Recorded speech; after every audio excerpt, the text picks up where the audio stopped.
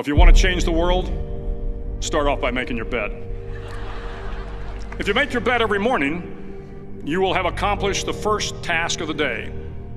It will give you a small sense of pride, and it will encourage you to do another task, and another, and another. And by the end of the day, that one task completed will have turned into many tasks completed. Making your bed will also reinforce the fact that the little things in life matter. If you can't do the little things right, you'll never be able to do the big things right. And if by chance you have a miserable day, you will come home to a bed that is made, that you made. And a made bed gives you encouragement that tomorrow will be better. To pass SEAL training, there are a series of long swims that must be completed. One is the night swim. Before the swim, the instructors joyfully brief the students on all the species of sharks that inhabit the waters off San Clemente.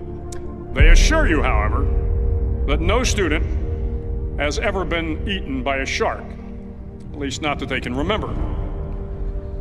But you are also taught that if a shark begins to circle your position, stand your ground. Do not swim away. Do not act afraid.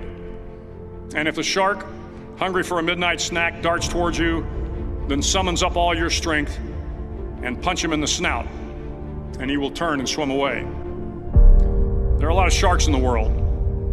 If you hope to complete the swim, you will have to deal with them. So if you want to change the world, don't back down from the sharks. Over a few weeks of difficult training, my SEAL class, which started with 150 men, was down to just 42. There were now 6 boat crews of 7 men each.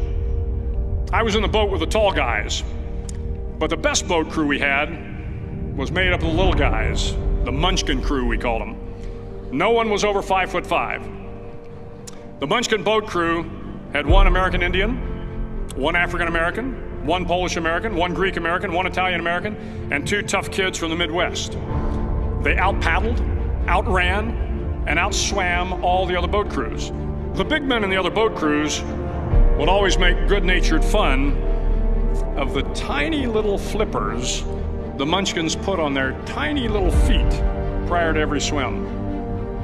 But somehow these little guys from every corner of the nation and the world always had the last laugh, swimming faster than everyone and reaching the shore long before the rest of us. SEAL training was a great equalizer.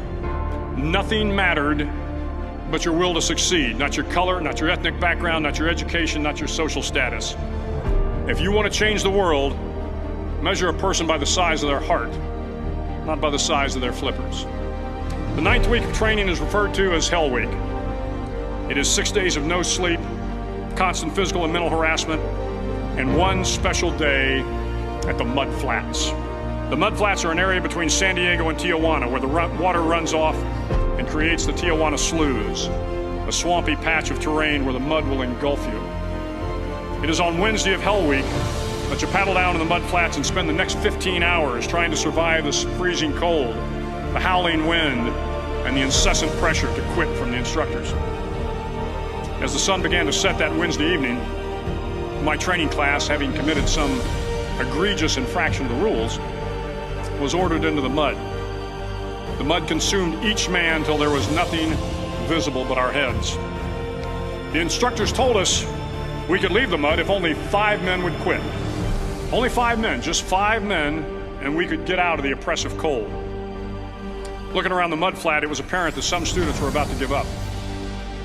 It was still over 8 hours till the sun came up. 8 more hours of bone-chilling cold. The chattering teeth and the shivering moans of the trainees were so loud, it was hard to hear anything. And then one voice began to echo through the night.